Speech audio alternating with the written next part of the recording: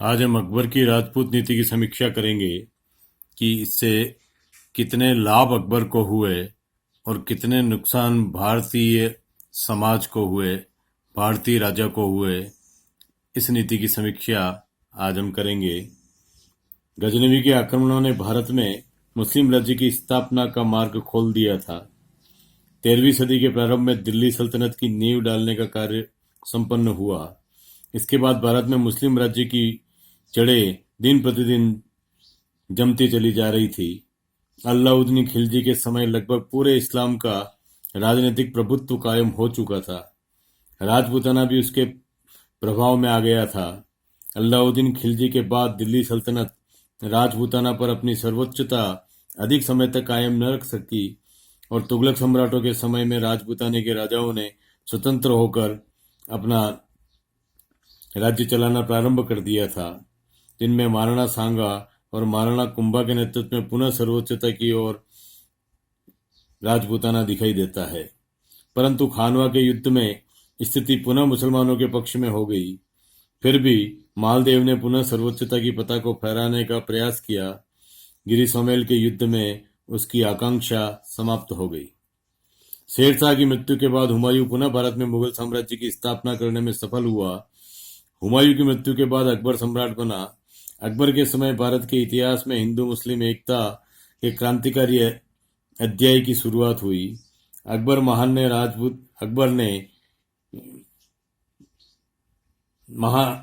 को महान कहलाने के पीछे जो हिंदू मुस्लिम एकता का जो एक पक्ष देखा जाता है, वह पक्ष उसकी राजनीतिक मजबूरी थी। अपने साम्राज्यवाद के प्रसार को भारत में फैलाने के लिए उसकी एक समय की आवश्यकता थी और उसी को कुछ इतिहासकारों ने एक अलग ढंग से, एक अलग नजरिए से उसे एक एकता की शुरुआत के रूप में देखकर महानता का दर्जा दे दिया, जबकि इसकी समीक्षा की आवश्यकता है।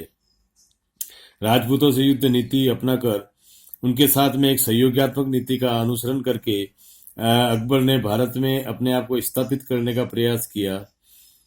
अकबर ने भारत के सामाजिकता से जुड़ करके और सामाजिक नियंत्रण भी स्थापित किया। ईश्वरी प्रसाद का मानना है कि बिना राजपूतों के भारतीय साम्राज्य संभव न था और बिना उसके विवेक पूर्ण तथा सक्रिय सहयोग के बिना सामाजिक तथा राजनीतिक एकता स्थापित नहीं हो सकती थी। नई राज संस्था हिंदुओं तथा मुसलमान दोनों को मिलाकर बनानी थी और दोनों का कल्याण करना था। इस उदार नीति के अनुसरण करने के कई कारण थे। सर्वाधिक महत्वपूर्ण कारण था कि राजपूतों की प्रतिष्ठा एवं उनका गुणधर्म। अकबर राजपूतों के गुणों के कारण भी उनकी ओर आकृष्ट हुआ था और उन्हें अपना मित्र बनाने के लिए उत्सुक था, क्योंकि उसका जो जन्म हुआ था वह भी अमरकोट के एक राजपूत शासक के घर में हुआ था। वह राजपूतों की वीरता और साहस से परिचित था, उनकी शरणागत वत्सलता से भी परिचित था।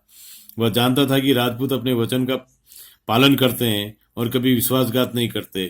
अकबर को इस वीर जाति की सहायता की बड़ी आवश्यकता थी और भारत में यह जाति राजपूताना में अपना पूरा प्रभुत्व रखती थी। अतः उसने राजपूतों से मैत्री करने का निश्चय किया। दूसरा कारण था विदेशीपन का निवारण एवं लोकप्रियता की चाह।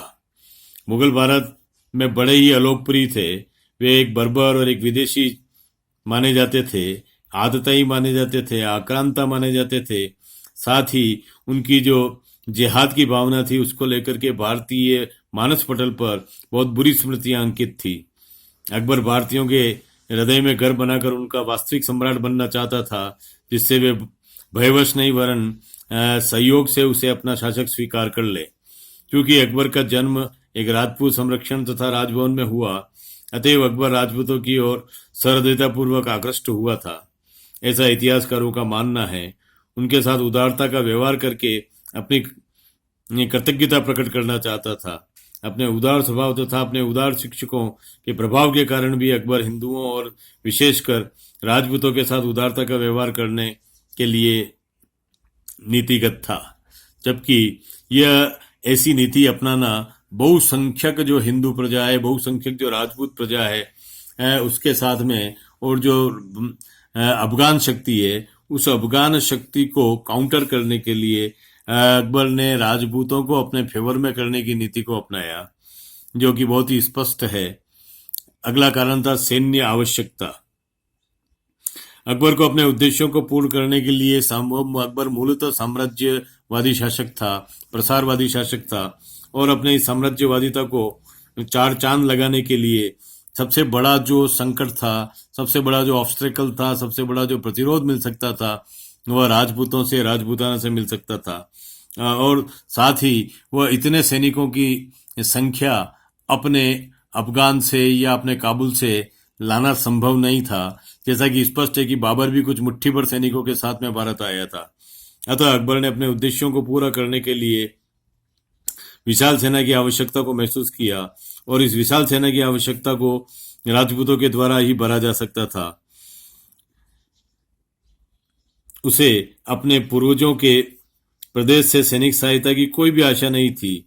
वह और उल्टा उस ओर से एक संकट की संभावना थी। अतः भारत में योग्य तथा कुशल सैनिक प्राप्त करने का राजस्थान ही सबसे बड़ा माध्यम था। राजपूतों को अपनी सेना में भर्ती करके अकबर अपनी शक्ति में वृद्धि करना चाहता था, अपने साम्राज्य को फैलाना चाहता था। राजपूताने का भौगोलिक और सामरिक महत्व। राजपूताने की महत्वपूर्ण भौगोलिक स्थिति पर प्रभावित होकर अकबर ने राजपूतों को अपना मित्र बनाने का निश्चय किया था। राजपूताना दिल्ली व आगरे के अत्यंत सन्निकट था। अतएव राजपूत कभी भी मुगल साम्राज्य तथा उसकी राजधानी के लिए खतरा सिद्ध हो सकते थे।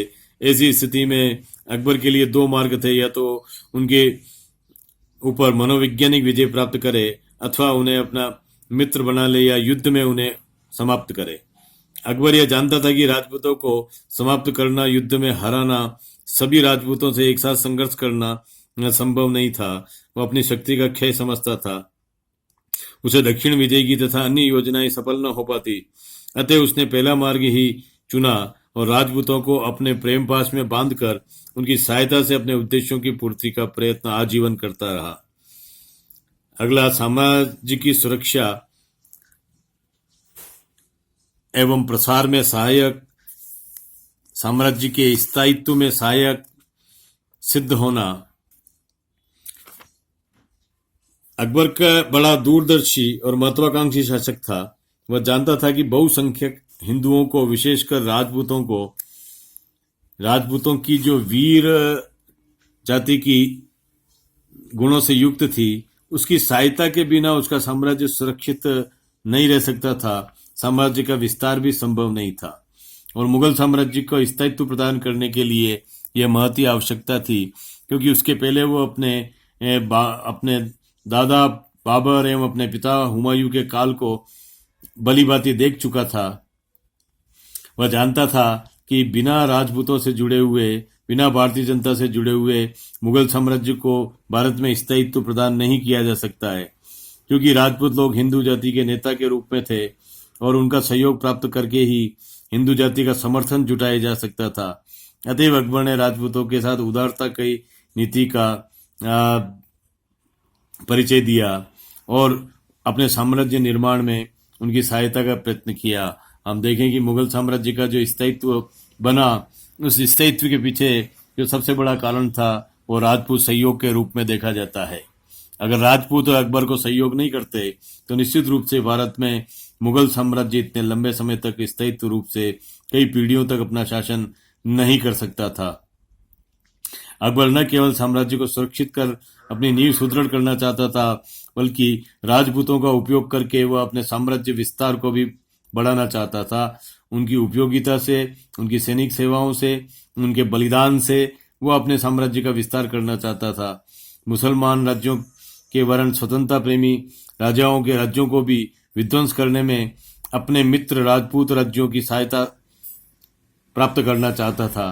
राजपूतों को राजपूतों की तरह ही तलवार से विनष्ट करने की भावना से प्रेरित होकर के संभवतः अकबर ने राजपूतों को मित्र बनाया, ताकि राजपूत ही राजपूतों का विध्वंस करे। और जैसा कि हमें हल्दीघाटी युद्ध में एक उदाहरण देखने को मिलता है कि जब बदायूनी ये पूछता है कि मैं राजपूतों को पहचान नहीं पा रहा हूँ कि कौन से राजपूत अपने हैं और कौन से राजपूत प्रताप की सेना के हैं। तो इस पर जो उत्तर मिलता है वो उत्तर ये होता है कि तुम तीर चलाए जाओ, राजपूत अगर कोई भी मरता है तो फायदा इस्लाम को ही है। तो ये अपने आप में ये बदायूनी की किताब में लिखा हुआ उल्लेखित यह कथन यह सिद्ध कर देता है कि किस तरह से अकबर ने राजपूतों का उपयोग अपने हित साधने में किया। उसके पीछे कोई सद्भावना थी या नहीं, ये एक बड़ा प्रश्नवाचक चिन्ह है, लेकिन कई इतिहासकारों ने उसको सद्भावना के रूप में स्थापित करने का कार्य किया है। अमीरों पर नियंत्रण रखने में की सुविधा, अकबर अपने ही जाति के, अपने ही धर्म के अमीरों को में विश्वास नहीं था, क्योंकि प्रायः वे विद्रोह कर देते थे और साम्राज्य में उपद्रव खड़ा करते थे। वे मानते थे कि उस साम्राज्य में उनकी भी भागीदारी है। वो अपने आप को अपनी बराबर की भागीदारी मानते हुए कभी भी राज सत्ता के लालच में उनके द्वारा विद्रोह संभव था। ऐसी स्थिति में अकबर को ऐसे स्वामी भक्त सैनिक जाति की आवश्यकता थी, जो कि सम्राट के विश्वासघातियों के साथ में दुश्मनी निभा सके, अमीरों पर नियंत्रण रख सके, उनका दमन कर सके। सम्राट की इस आवश्यकता की पूर्ति राजपूतों की वीर और विश्वसनीय स्वाभिमानी जाति कर सकती थी। अतः अकबर ने राजपूत अमीरों का एक प्रबल देश बनाने का निश्चय कर लिया, ताकि वह अपने ही जाति के महत्वाकांक्षी अमीरों से निपट सके। कई इतिहासकारों ने सुलह कुल की भावना की को बड़ा कि प्रकाशित किया है कि अकबर ने इस उपयोगिता की दृष्टि से और अपने उदार स्वभाव के कारण राजपूतों को अपना मित्र बनाने का प्रयास किया, और सुलह कुल की भावना से उसने धार्मिक सहिष्णुता की नीति का अनुसरण किया। उसके द्वारा जो कार्य किए गए वे थे वैवाहिक संबंध स्थापित करना। 1562 ईस्वी में अकबर अजमेर आया और उस समय जयपुर के महाराजा बारमल ने उसकी अधीनता स्वीकार करते हुए अपनी पुत्री जोधाबाई का विवाह अकबर के साथ कर दिया। रघुवीर लिखते हैं कि बारमल की पुत्री के साथ स्वयं विवाह कर अकबर ने राजपूताना के राजघरानों के साथ में अत्यधिक निकट संबंध स्थापित करने की एक नींव डाल दी थी, एक शुरुआत कर दी थी। इस तरह हम देखते हैं कि इसके बाद अनेकानेक विवाह, विशेष करके मारवाड़ के राजपूत राज्यों के साथ में अकबर के कई विवाह हुए, अकबर की संतानों के भी विवाह हुए। इस तरह से अकबर ने अपनी उस संबंध को, जो एक विदेशीपन का संबंध था, उसको सामाजिक संबंध में ढालने की कोशिश की। राजपूतों को उच्च पद देना, अकबर ने राजपूतों को शाही सेना में उच्च पद देने प्रारंभ कर दिए। जयपुर महाराजा मान सिंह अकबर की सेना में सेनापति के रूप में स्थापित हुआ। राजपूतों को उच्च पद देने की नीति से राजपूतों की स्वतंत्रता नष्ट हो गई और उन्हें आपसी तनाव और संघर्ष की स्थिति भी उत्पन्न हो गई। अकबर की इस नीति की समीक्षा करते हुए लिखा है कि उसने राजपूतों की स्वतंत्रता नष्ट कर दी। उसने उन लोगों को जंजीरों से जकड़ा, किंतु उनके ऊपर सोने का मुलम्मा चढ़ा दिया। इन जंजीरों की राजाओं को आदत पड़ गई। तो इस तरह हम देखते हैं कि ये जो सोने की जो जंजीरें थी जंजीरें जिससे कि राजपूतों को बांध दिया गया था, गुलाम बना लिया गया था, लेकिन ऊंची मनसबदारी देकर के उस पर सोने का मुलम्मा चढ़ाई हुई जंजीरों में इन्हें राजपूतों की शक्ति को कैद कर लिया और उस शक्ति का उपयोग उनकी सैन्य प्रतिभा का उपयोग अपना हित साधने में सर्वत्र करता रहा। धार्मिक सहिष्णुता, अकबर धर्म सहिष्णु सम्राट था, अतः उसने हिंदुओं के साथ अच्छा व्यवहार किया, जिससे राजपूत उसके मित्र बन गए। यहाँ ये बहुत ही प्रश्नवाचक चिन्ह लिए खड़ा है। क्या धार्मिक सहिष्णुता की जो परिभाषा है, वो धार्मिक सहिष्णुता की परिभाषा दूसरों के धर्मों के सह अस्तित्व को स्वीकार करने के साथ में होती है, लेकिन फिर भी एक धार्मिक सहिष्णुता के रूप में अकबर की नीतियों को देखा जाता है। पैतृक साम्राज्य में स्वतंत्रता देना, अकबर ने राजपूतों और राजाओं को उनके पैतृक साम्राज्य में किसी प्रकार का हस्तक्षेप नहीं किया, जिसके कारण राजपूतों की स्वतंत्रता बनी रही और उन्होंने अकबर का सहयोग दिया। अकबर ने अपने राजनीतिक प्रभुत्व को स्पष्ट करने के लिए राजपूत राजाओं को टीका देने की परंपरा भी स्थापित की। जिस किसी उत्तराधिकारी को वह उसके पैतृक राज्य का टीका प्रदान कर देता था, उसके व्यक्तित्व एवं उसके राज्य की सुरक्षा मुगल साम्राज्य की प्रतिष्ठा बन जाती थी। इस प्रकार से अकबर ने उसके अनुकूल प्रवृत्ति वाले राजपूतों को उनके सिंहासन पर बनाकर रखा। जहाँ एक और ये शासक अपने मुगल दरबार में एक गुलाम की तरह से थे, वहीं अपने राज्य में जाकर के ये राजा के रूप में पूजे जाते थे। तो इस तरह से उन राजपूत राजाओं की जो एक महत्वाकांक्षा थी, वो महत्वाकांक्षा कि हम अपने राज्य में पूजे जाएं, और अकबर के दरबार में वे गुलामी किया करते थे, उसके नौकर या उसके मनसबदार कहलाते थे, उसके आदेशों की पालना में तत्पर रहते थे। तो इस तरह का एक दोहरी चीजें उस समय उस काल में अकबर की इस नीति से शुरू हुई थी, ऐसा मेरा मानना है। राजपूतों की शक्ति को यथासंभव निर्बल बना दिया गया। अकबर ने राजपूतों की शक्ति को निर्बल बनाने का प्रयत्न किया। जिन राजपूतों ने अकबर का विरोध किया और उसके सामने नतमस्तक न हुए, उन्हें नष्ट करने में उसने इन्हीं राजपूत शक्ति का उपयोग किया। जिन राजपूतों ने उसके आधिपत्य को स्वीकार कर लिया, उन्हें भी यथासंभव निर्बल बनाने का प्रयत्न किया।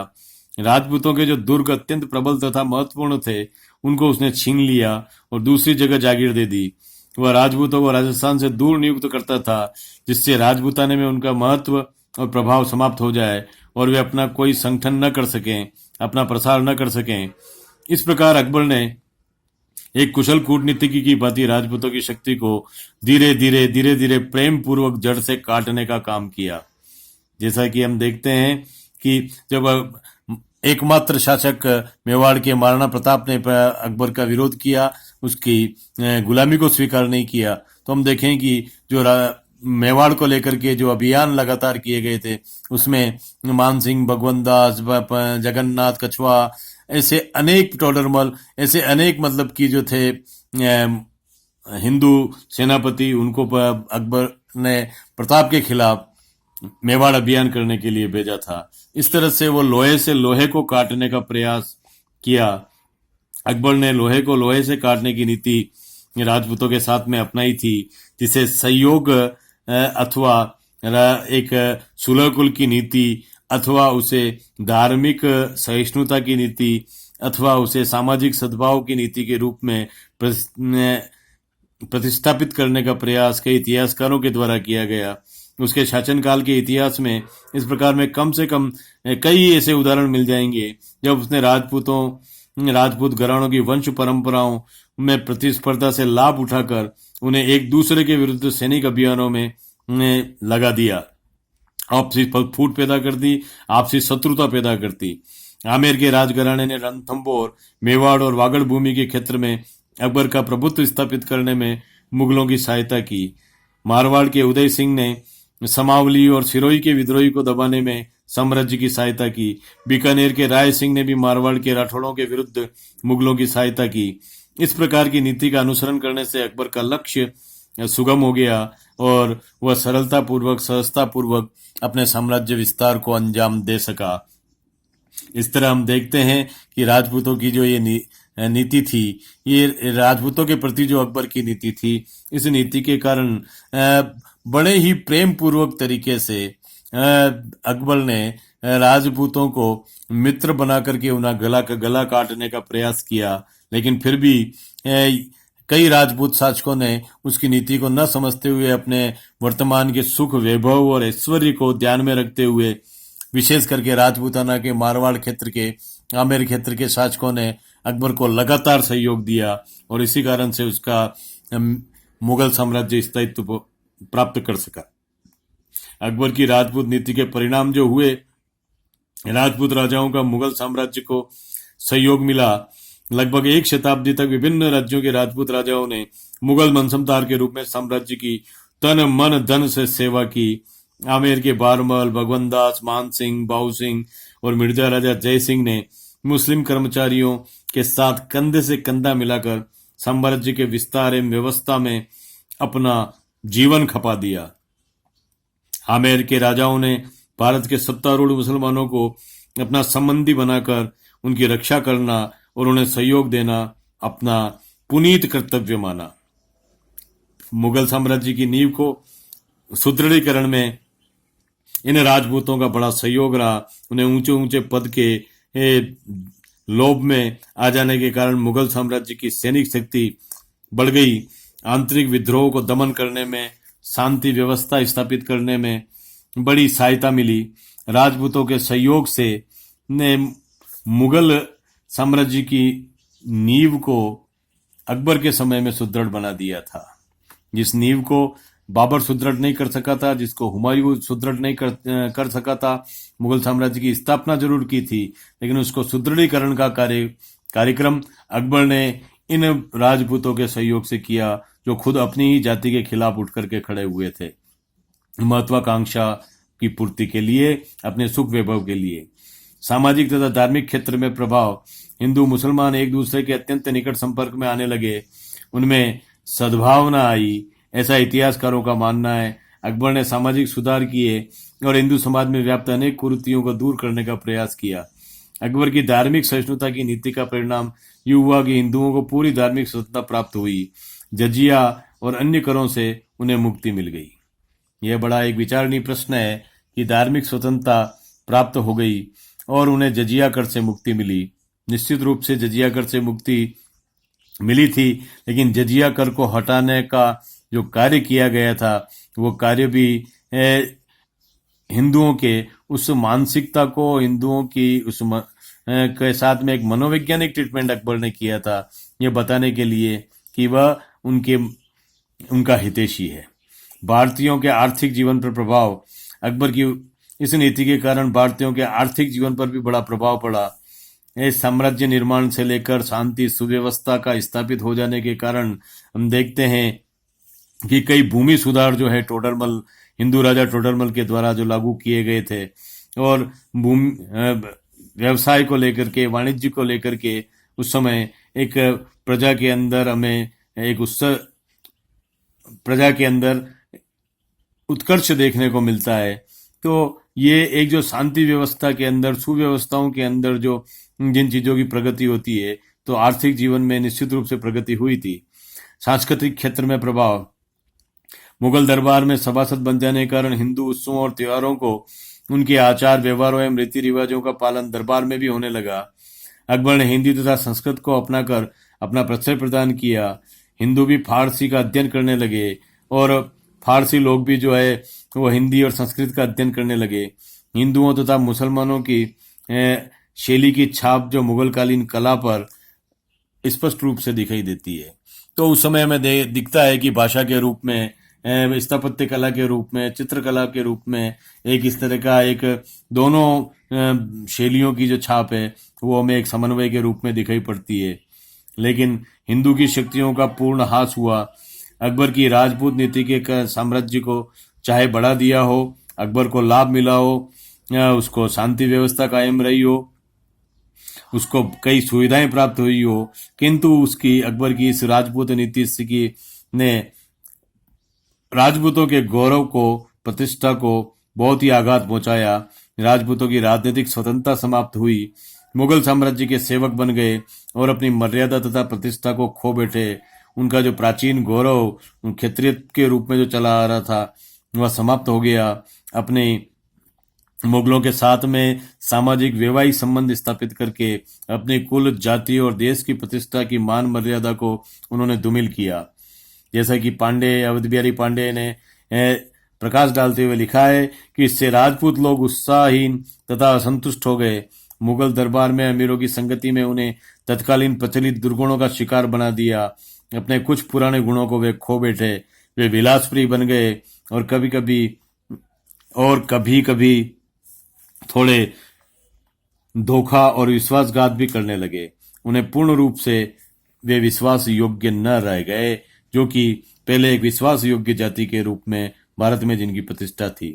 अकबर ने राजपूतों के साथ जिस नीति का अनुसरण किया उससे उसमें दूरदर्शिता और कूटनीति का ही परिचय ज्यादा मिलता है। उसने मुसलमानों तथा हिंदुओं दोनों के विरुद्ध राजपूतों को बड़ी सफलतापूर्वक उपयोग किया। यह उसकी बहुत बड़ी सफलता थी। जब तक अकबर को राजपूत नीति का अनुसरण किया गया, वह मुगल साम्राज्य सुदृढ़ सबल बना रहा और उसकी प्रगति होती रही, उसका विकास होता रहा। और लेकिन जब औरंगजेब के शासनकाल में उसकी नीति को त्याग दिया गया, तब हमें देखने को मिलता है कि मुगल साम्राज्य का जो पतन है वह हमें दिखाई देता है। तो इस तरह हम देखते हैं कि किस तरह से अकबर ने राजपूत नीति को एक हथियार बना करके सभी राजपूतों का उसने उपयोग किया। और यही नहीं, लोहे से लोहे को काटने की नीति का अनुसरण करते हुए उसने अपने साम्राज्य को सुदृढ़ बनाने में महत्वपूर्ण भूमिका निभाई। धन्यवाद।